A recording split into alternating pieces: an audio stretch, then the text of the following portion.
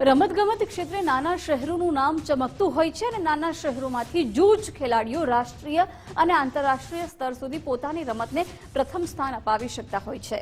આ સ્થિતિમાં મહેસાણા જિલ્લાનો એક ખેલાડી રાઇફલ શૂટિંગ ચેમ્પિયનશિપમાં આંતરરાષ્ટ્રીય સ્તરે ચમક્યો છે।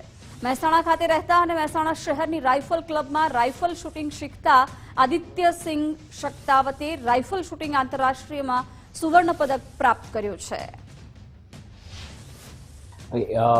नॉर्मल ओपन साइट तो मैं बचपन से करा था, अराउंड 10 साल की उम्र से, लेकिन मेरे को नहीं पता था कि ये एक स्पोर्ट्स के लिए भी जाना जाता है।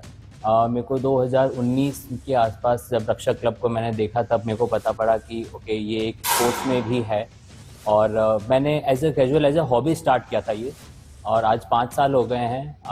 मेरे पास 30 से ज़्यादा मेडल हैं, 2 नेशनल और 1 इंटरनेशनल मेडल है। और अभी रिसेंटली मैंने एस्टोनिया में जो यूरोप में चैम्पियनशिप हुई थी उसके अंदर मेडल जीता है। છેલ્લા 7 વર્ષથી અમે લોકો મહેસાણાની અંદર આ રાઇફલ ક્લબ ચલાવીએ છીએ અને અમે ડિસ્ટ્રિક્ટ લેવલથી માંડીને સ્ટેટ લેવલ, પ્રી-નેશનલ, નેશનલ અને ઇન્ટરનેશનલ સુધી અમારા ખેલાડીઓ પહોંચેલા છે।